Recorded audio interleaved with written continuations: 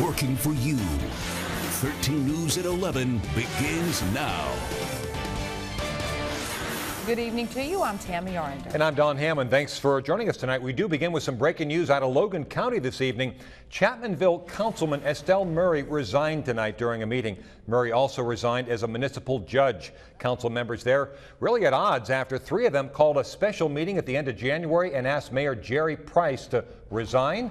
Councilman Mike Collins says what those three council members did was illegal and that he and another council member were never included in any discussion about asking the mayor to resign. In other news tonight, suspended Capitol High School Principal Clinton Giles' resignation is official following a Kanawha County School Board meeting earlier today. Giles, who has more than 30 years experience in Kanawha County schools, is facing charges. Now 13 News reporter Amelia Farrell has more from today's school board meeting. I voted to make Clinton Giles principal at Capitol High School. It was the second worst mistake I ever made. Capitol High School Principal Clinton Giles' resignation is official. It's just sad when someone leaves, and it was his decision, obviously. The principal was charged February 3rd for waiting to report a sexual assault involving two teenagers January 26th on the school's campus. You cannot have an environment where the children are not safe. Giles was suspended without pay and submitted a resignation letter February 3rd. Kanawha County prosecutors say Giles knew of the assault at least one day before reporting it to police. But school board member Becky Jordan says when it comes to reporting sexual assault, the laws are not always clear. That is something the legislators need to hear loud and clear. Make these laws a little more clear. Giles, who has been principal since 2002, says he provided a safe campus for students. No one would ever want a child hurt. And I think he would do anything to protect any of the children. And some students agree. I think school is a very safe place. There's a lot of administrators, always around, always in the hallways between class changes. School board members say student safety is the #1 priority. Search for the principal's permanent replacement will begin this spring. We've got to have safe environment, period. Reporting in Charleston, I'm Amelia Farrell, 13 News, working for you. A 17-year-old boy is facing second-degree sexual assault charges following the January incident. David Miller, a retired school administrator, is currently serving as interim principal at Capitol. New at 11 tonight, firefighters in Logan County had their hands full this evening battling two house fires. Got some video now into us to the 13 newsroom from a viewer, Mitzi Wolf. This fire began, she says, just before 6 tonight inside a two-story house on Morgan Street right near the fire department. Fire crews tell us it started in one house before spreading to a neighboring home. 3 families have been displaced as a result of this. Red Cross is currently offering those families assistance. And then volunteer firefighters from across Campbell County battled a fire in Altizer this afternoon. This trailer caught fire in the kitchen area and spread right through the ceiling. No one was home at the time. No injuries reported here. The trailer suffered a lot of fire and smoke damage. Crews from Barbersville, Green Valley, and Ohio River Road responded here. This fire is under investigation. Well, buckle up. The roller coaster ride has begun. One end of the spectrum to the other all week. Chief Meteorologist Spencer Atkins is in the Storm Tracker 13 Weather Lab with our first forecast. But get that buckle. Make sure it's all locked in here, Tammy, because you're right. We are set to go here on a roller coaster ride. That has already started. We have this cold front that moved its way on through. Had a little bit of some light rain that's moved on through. We still have a little mist and drizzle. Let's watch the satellite and the radar. There's some slightly drier air over here, but we're still kind of mired in the clouds. And again, if you're from Charleston out to the east, you may actually just have to hit the wipers every now and then. Tomorrow morning, mainly just cloudy. Look at the temperature. It's really dropped. It's 30 in Charleston, 28 in Huntington, and we have plunged to 24 degrees in Portsmouth. I think we'll stall out here average-wise right around 26 or so for the kids at the bus stop. So it's a chiller, but not as cold as it's going to be down the road here this week. 2 distinct bubbles of cold air that move in and act kind of like one over a 4-day stretch. Wait until you see some of these numbers in just a few minutes. All right, thank you so much, Spencer. And as you know, it's been a winter for the history books in Boston. The city set a new record for snowfall as yet another storm dumps as much as 2 more feet of snow. It's already shut down the city's transit rail system. Marley Hall is in Boston with the latest. The latest storm to hit the Northeast has derailed Boston's transit system. Up to 2 feet of snow and ice caused trolleys and trains to stall Monday. The Massachusetts Bay Transportation Authority had to rescue 50 commuters from a disabled train south of Boston. The entire rail system is shut down until Wednesday. I don't mind it. I think it's actually pretty cool. The kid in me thinks it's really awesome.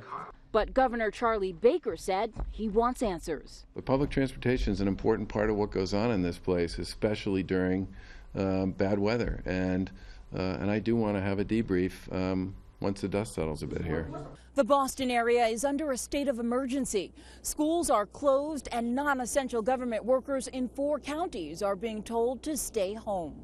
That's so hundreds of plows can clear streets. So far, the city has received almost 74 inches of snow this season. It's piling up faster than workers can plow it, move it, or melt it away. And more could fall in another storm on Thursday. It's going to be a close call. If it happens quickly, it brings significant snow and wind right back into the same areas that are digging out. Record snow levels are no problem for Donna Bruno. Well, it's only February, so we're probably going to go above it, right? And you're looking forward to that? Yeah, that'll be nice.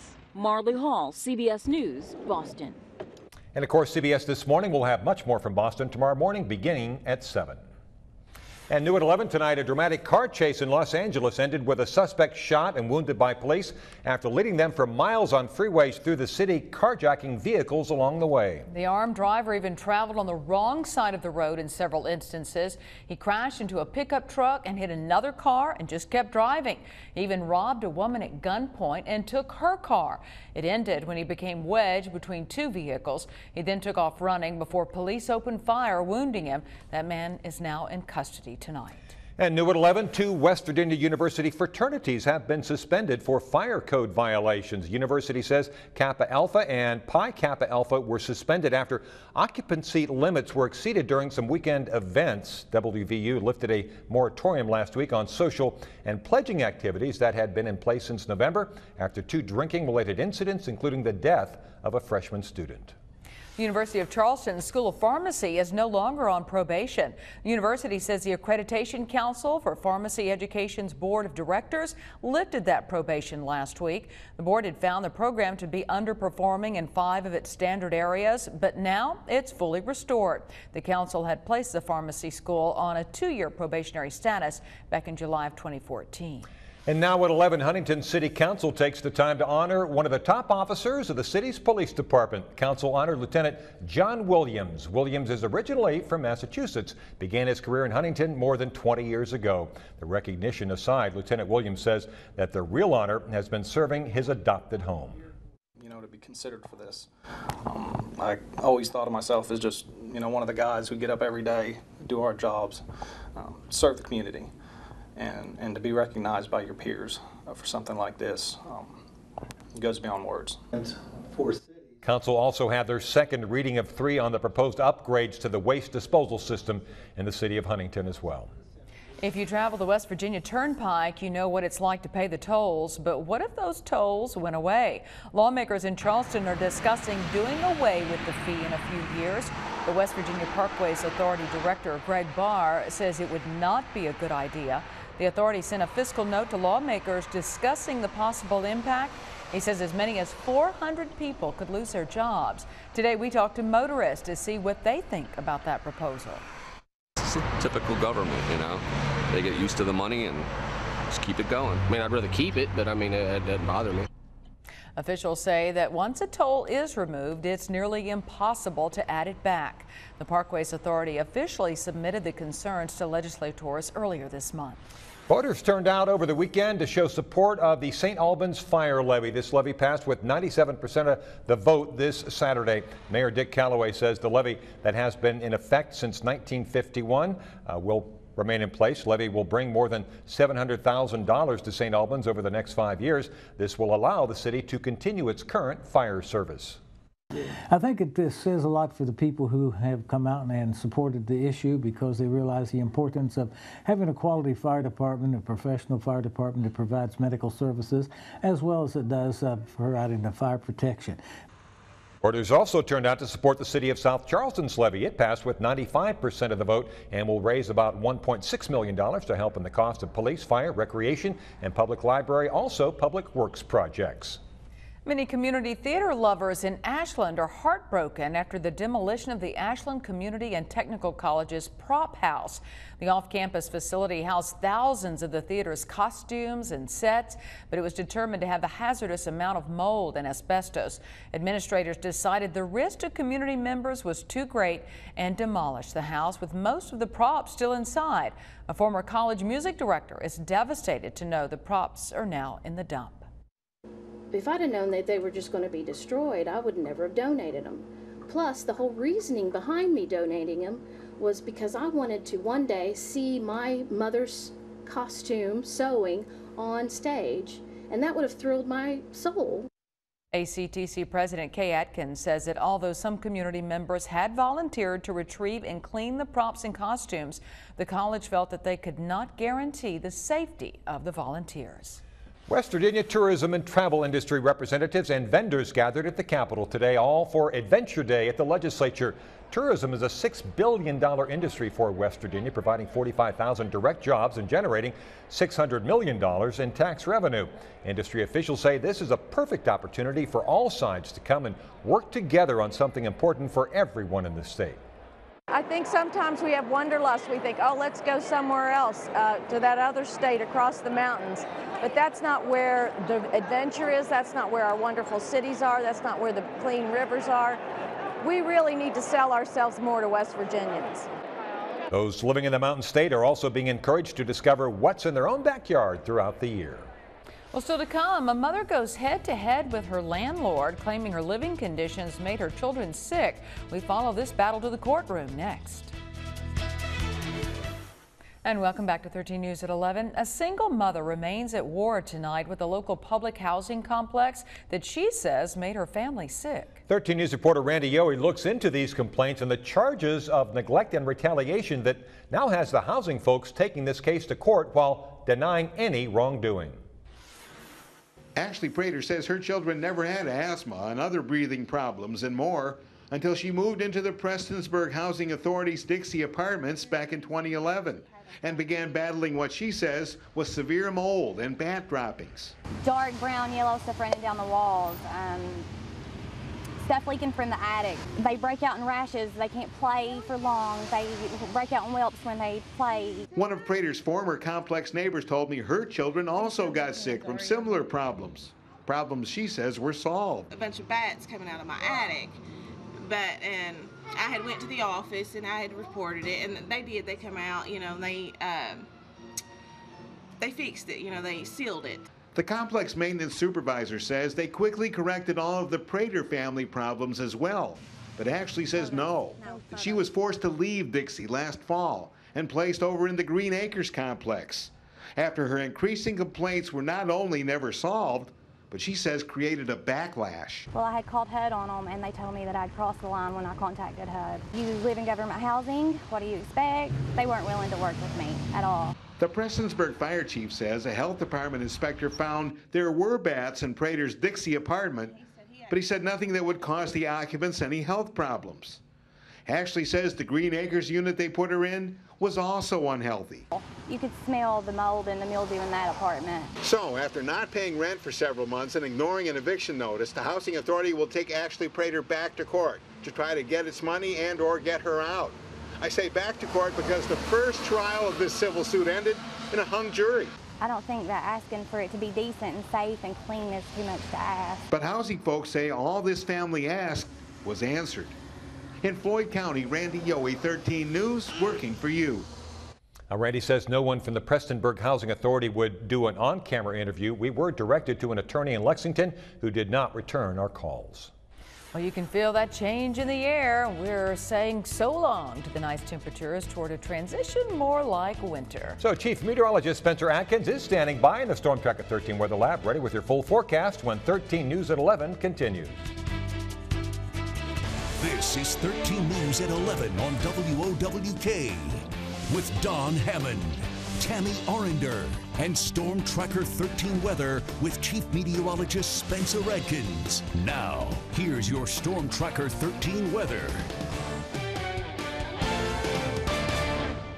Hi, everybody. Okay, we're looking at Charleston right now. Visibility here not too bad. You move into the mountains a little bit. If you go down the turnpike, get into southern Kanawha County, yeah, we have some low visibility out there. Definitely some fog brewing. And by the way, there you can see that's my Twitter handle, @SpencerWeather. And you can see a picture of the fog, too, that was taken down at our sister station in Gent, Flat Top, right there on the county line between Raleigh and Mercer. And boy, you could barely see anything. You can always tweet the weather photos at me or @StormTracker13 too. It's always great to get those. Okay, we have just little patches of mist and drizzle, literally like driving down the road and you say, wait a minute, I hit the wipers.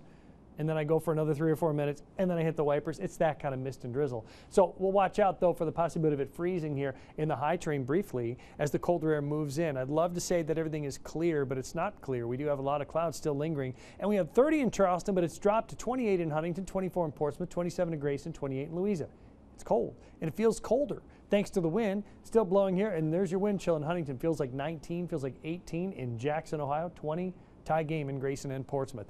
Well, as far as waking up tomorrow morning, roughly 26. Of course, it's a little colder in the Scioto River Valley. Lots of clouds, perhaps a little snowflake here or there up in the high terrain, but that will diminish. Just a lot of clouds lingering. We still have snow falling up in New England, if you can imagine that. Big system down here to the south of us. That's going to stay to the south and run up the coastline again. We'll get into a dry day. As these systems up here start to move toward us out of Canada, this time they're dragging some seriously cold air back in behind it, and that pattern will change. Here's predictor now. Computer-generated forecast model properly shows us possibly just a little flake here. Now, clouds in the morning up to about the Scioto Valley. Out here to the west, it's clear. Northeast Kentucky, it's clear. Then we have some high pressure. It's weak, so we'll still have a lot of clouds until late tomorrow night. Wednesday, it starts off dry. Now we're up through 7 o'clock, and we see a little bit of rain changing into some snow, but that cold front really means business. This would change to a fluffy snow, in particular in the mountains. Friday, it's dry. The overall pattern that kicks in starting Thursday and especially Friday through Sunday, well below normal temperatures. Your jet stream takes a big dip all the way down to the south and the Gulf of Mexico, so we need to be ready for those bone-jarringly cold temperatures, and we'll check them out here. Drizzle or maybe even just a little flake here. Cloudy, cold, obviously, tonight. We're looking at about 25. 40 for tomorrow. Clouds are stingy until the afternoon, so more gray than anything. 50 for Wednesday. Great. It's a beautiful day. Phenomenal. But what we really need to do then is check it out after that and kind of look at it as a 4-day run. 32 but falling Thursday with some snow. And then 9 in the morning Friday, 25 for your high. Again, 32 Saturday and some snow, not a lot, down to 6. And then 19 on Sunday. We just saw new weather models that showed us that possibly this number's too warm going into Sunday morning, so make sure that you stay tuned for adjustments. Brian Hughes will start making those adjustments with new looks at the weather data for you starting at 4:30 a.m. Spencer, well, saving a few pennies can save you lots in the long run. We take a look at uncommon couponing and how it can save you money. 13 News working for you when we come back.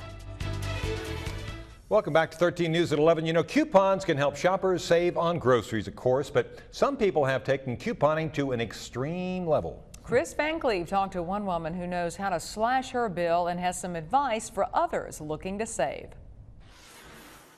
How much do you think we'll save today? I'm going to say that we're going to save about 90%.